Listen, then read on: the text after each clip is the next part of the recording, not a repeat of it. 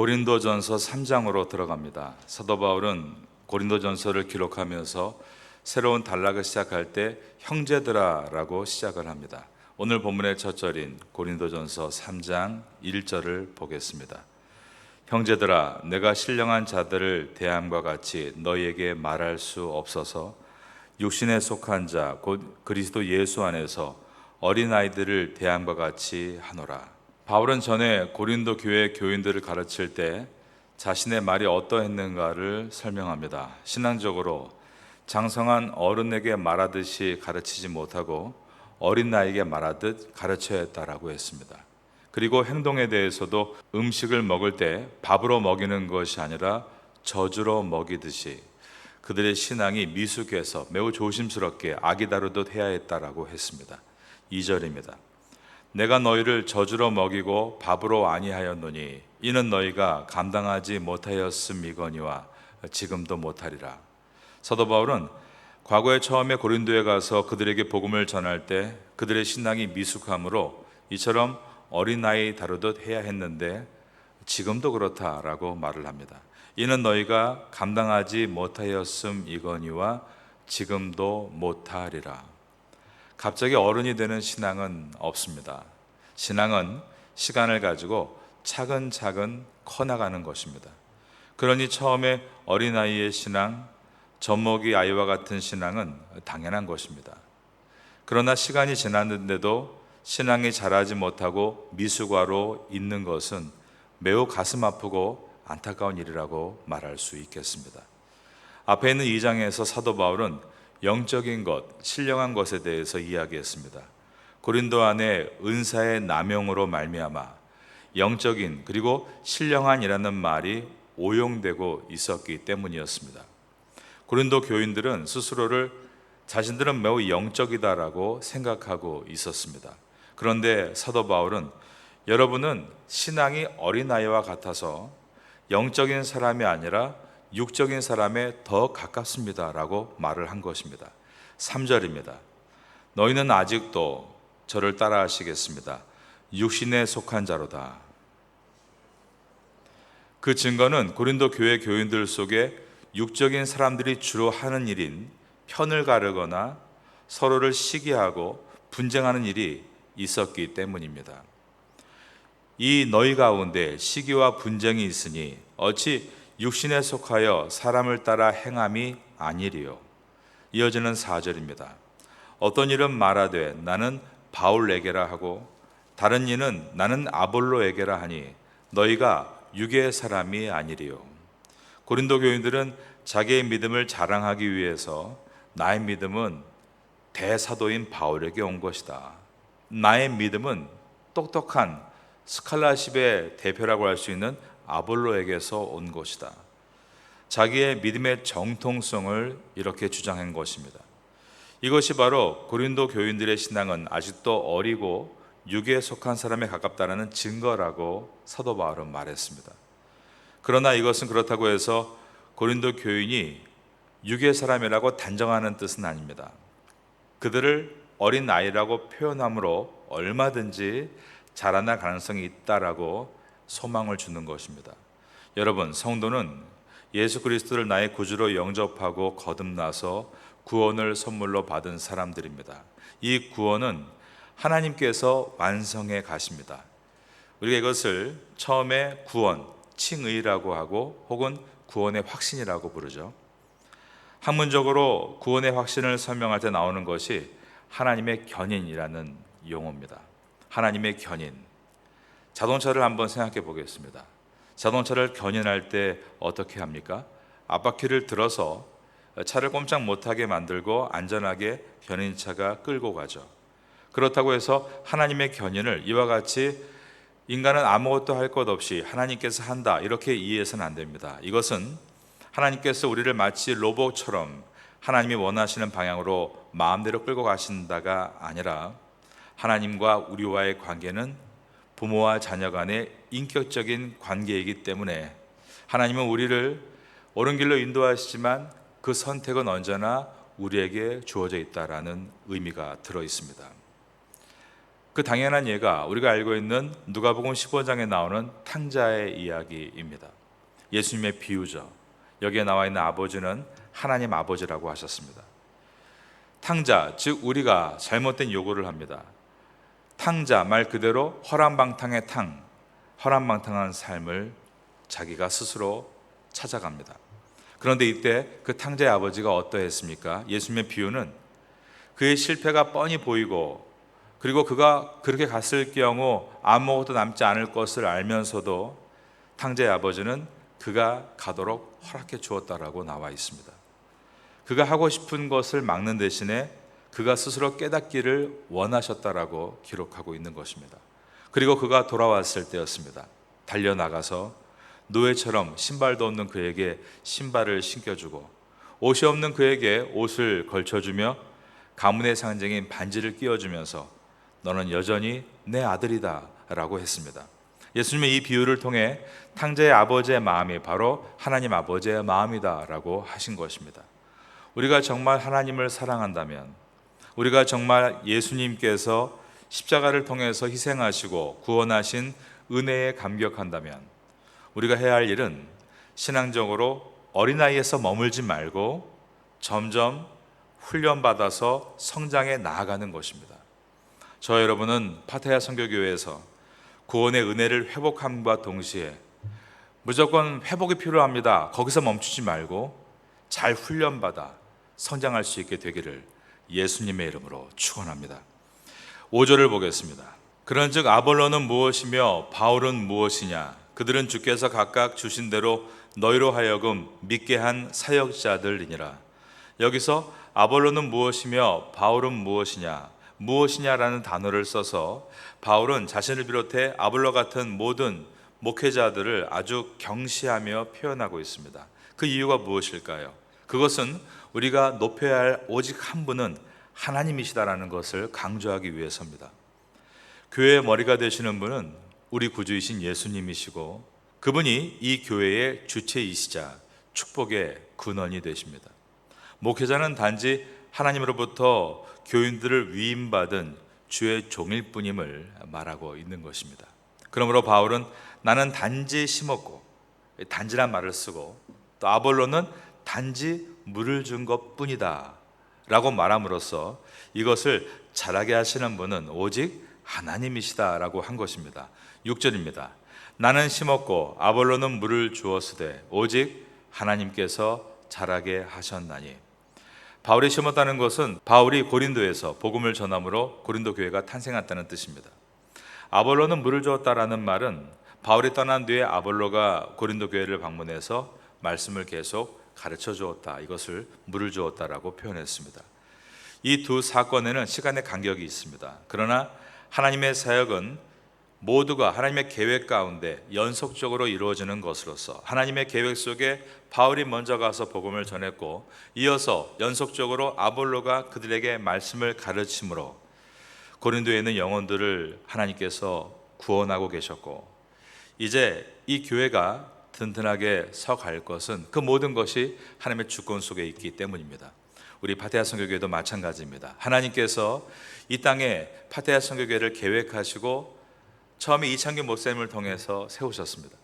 그리고 목사님께서 5년 후에 떠나시고 난 다음에 제가 이곳에 와서 지난 15년 동안 아볼로와 같이 물을 주고 있습니다. 그러나 이 파테아 선교교회를 자라게 하시고 이 교회를 통해서 이루게 하실 모든 주권은 하나님께 있는 줄로 믿습니다. 하나님께서 이 교회를 인도하시고 전 세계에 있는 모든 교회의 머리가 되셔서 그 교회를 지금도 그 교회에 맞게 이끌어 가시는 것입니다. 하나님께서 고린도 교회를 고린도 교회다웠게, 로마 교회를 로마 교회다웠게 인도하신 것처럼 이 파테아 선교교회가 해야 될 일들을 계획하시고 마침내 이루어 가실 줄로 믿습니다. 7절입니다. 그런즉 심는 이나 물 주는 이는 아무것도 아니로되 오직 자라게 하시는 이는 하나님뿐이니라. 8절을 보겠습니다. 심는 이와 물 주는 이는 한 가지이나 각각 자기가 일한 대로 자기의 상을 받으리라. 바울은 바울의 일을, 아볼로는 아볼로의 일을 잘 감당했다라는 뜻입니다. 자신이 맡은 과제에 충실한 것, 이것이 제일 중요합니다. 각자의 일을, 각자가 맡은 과제를 잘 감당할 때 바울이 심고 아볼로가 물 주고 하나님께서 키우신 것처럼 각자의 역할이 조화를 이루어서 교회는 성장합니다. 교회는 결코 한 사람의 힘으로 할 수 없습니다. 교회는 심태선 목사 혼자 할 수 있는 것이 아니라 또 심태선 목사와 또 송은정 목사님과 모든 전도사님들이 함께 힘을 모아서 그 역할을 감당하고, 그렇다고 해서 목회부만 가지고 할 수 있는 것이 아니라 우리 교회에 있는 모든 성도님들이 힘을 모아서 목회자보다 오히려 평신도들이 역량을 발휘해서 일해 나갈 때 교회는 교회다워질 수 있습니다. 그러나 우리 모두는 결국 하나님의 주의 종들로서 이 일을 이루어 가시는 분은 하나님이시다라는 것을 바라볼 때 우리는 성숙하게 나아갈 수가 있습니다. 여러분은 각자의 자리가 있을 것입니다. 심는 자리이건 물을 주는 자리이건 여러분의 자리에서 남과 여러분을 비교하지 말고 여러분께 맡겨진 특수한 그 은혜로운 일들을 잘 감당해 나아간다면 하나님 반드시 여러분에게 어떠한 은혜를 주시는가, 이제 그 내용들을 계속 살펴보도록 하겠습니다. 9절 이하부터 바울이 교회를 설명하면서 심고 물을 주고 자라게 한다, 이 밭의 비유에서 이제는 건축물로 이 비유를 옮겨갑니다. 9절입니다. 우리는 하나님의 동역자들이요 너희는 하나님의 밭이요 하나님의 집이니라. 그리스도인 한 사람 한 사람 또는 그리스도인들의 모임을 성전으로 비유할 때 이 건축물인 건물로 지금 비유를 하고 있습니다. 그렇다면 이 건축물, 건물의 터는 누구이실까요? 예수님이시죠. 하나님의 집의 터는 예수님이십니다. 즉 우리 그리스도인 개인과 그리스도인이 모인 이 모임, 교회는 유일하신 구원의 기초가 되시는 예수님 위에 세워져 있는 것입니다. 사도행전 4장 11절에 그 내용이 나와 있습니다. 이 예수는 너희 건축자의 버린 돌이 되었으니 집 모퉁이의 머릿돌이 되었느니라. 다른 이로서는 구원을 얻을 수 없나니 천한 인간의 구원을 얻을 만한 다른 이름을 우리에게 주신 일이 없음이라 라고 했습니다. 베드로의 위대한 설교죠. 우리의 반석은 예수님이시다 라고 했습니다. 모래 위에 세운 집은 바람 불고 홍수 나면 다 떠내려갑니다. 그러나 든든한 반석 위에 기둥을 박은 집은 안전합니다. 마찬가지로 다른 기초에서는 아무리 노력을 해도 구원을 얻을 수 없지만 예수님을 기초로 한 인생을 걸어가면 반드시 그의 인생의 마지막 운명은 구원이 되는 것입니다. 천한 인간의 구원을 얻을 만한 다른 이름을 우리에게 주신 일이 없음이니라 라고 담대하게 선포했던 초대교회의 사도들과 같이 우리가 세상 사람들에게 확실히 이것을 말할 수 있어야 하는 것입니다.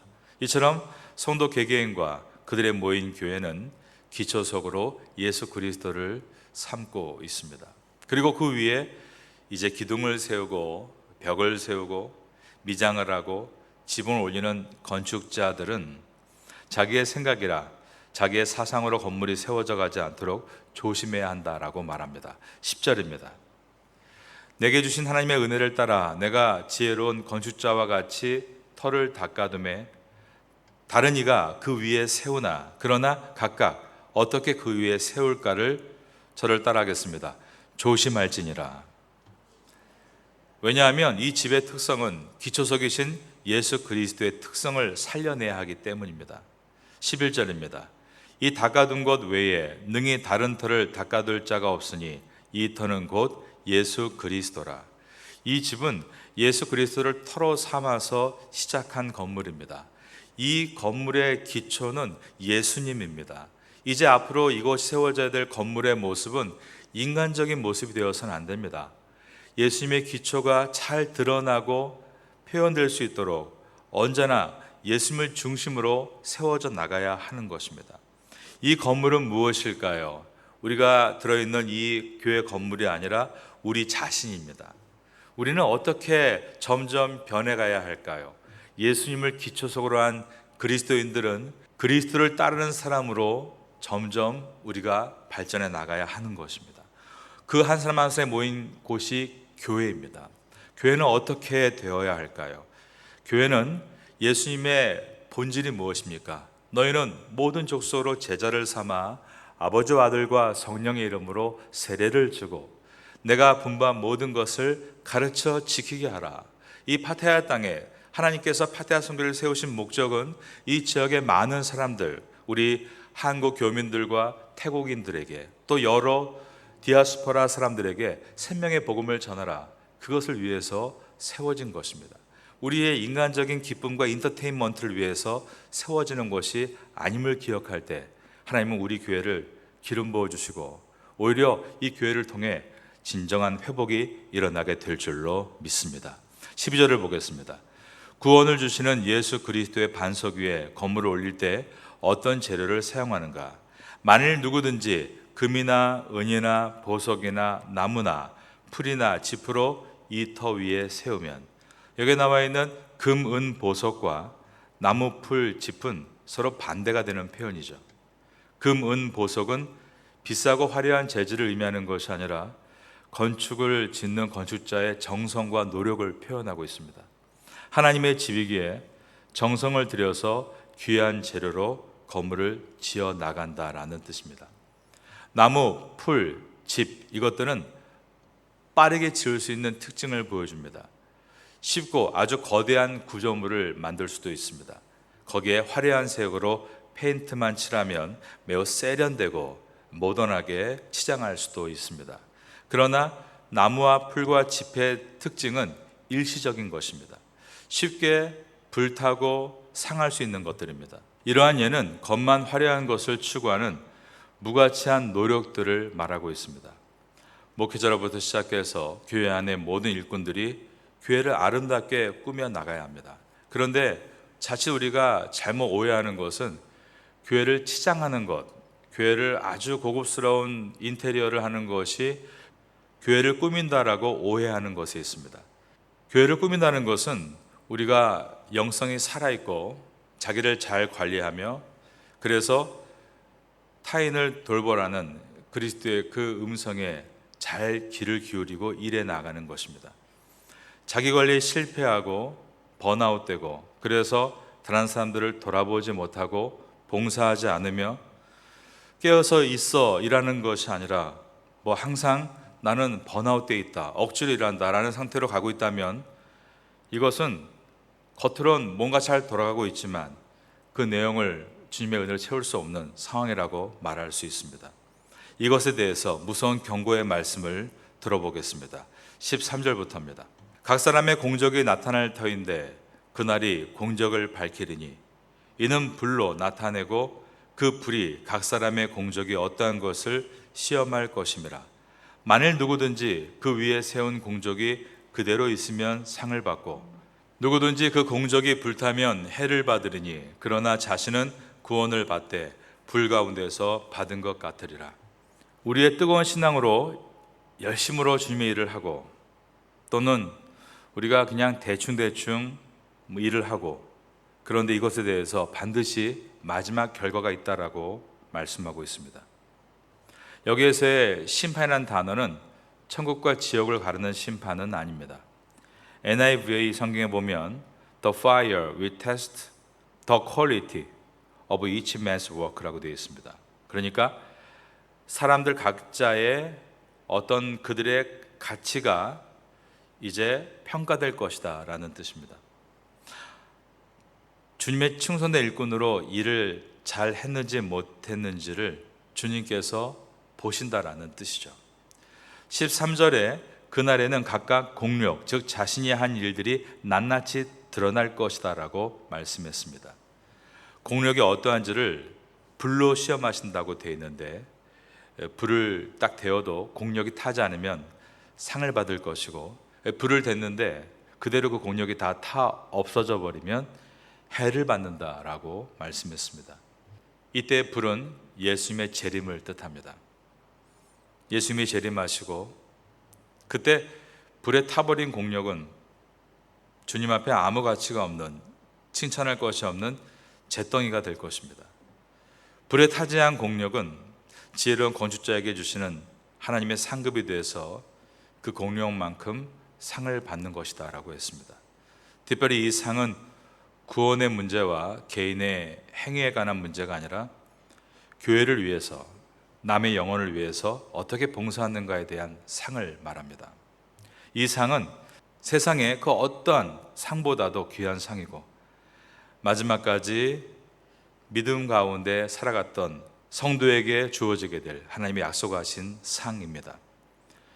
히브리서 11장에도 같은 내용이 들어있습니다. 믿음이 없이는 기쁘시게 못하나니 하나님께 나아가는 자는 반드시 그가 계신 것과 그가 자기를 찾는 자들에게 상 주시는 이심을 믿어야 할지니라. 이와 같이 하나님은 우리에게 상을 주신다라고 여러 곳에서 말씀하고 있는데, 우린 이것을 너무 세상의 상으로 해석해도 잘못됐지만 너무 이 상에 관심 없는 것도 잘못이라는 것을 돌아볼 수 있어야 됩니다. 여러분들은 주님 앞에 상을 받는 성도가 될 수 있기를 예수님의 이름으로 축원합니다. 그리스도의 반석 위에 집을 짓는 성도들은 구원을 받습니다. 그러나 그렇게 구원만 달랑 받는 것, 그것은 마치 불 가운데 자기 자신만 억지로 구원을 받았던 불구덩이가 떨어진 소돔 고모라에서 나왔던 롯을 연상시켜 줍니다. 우리는 그런 구원이 아니라 아브라함의 복을 받아야 되는 줄로 믿습니다. 하나님의 나라와 영광을 위해 수고한 모든 자에게 주님이 주시는 그 놀라운 은혜를 말입니다. 오늘 본문에서 바울은 자신과 모든 주의 종들에게 사역자라고 했습니다. 뜻대로 해석한다면 사역자, 일을 시킴을 받은 자입니다. 겸손하게 하나님의 맡기신 일을 우리가 성실하게 감당하는 것, 이것이 성숙으로 가는 모습입니다.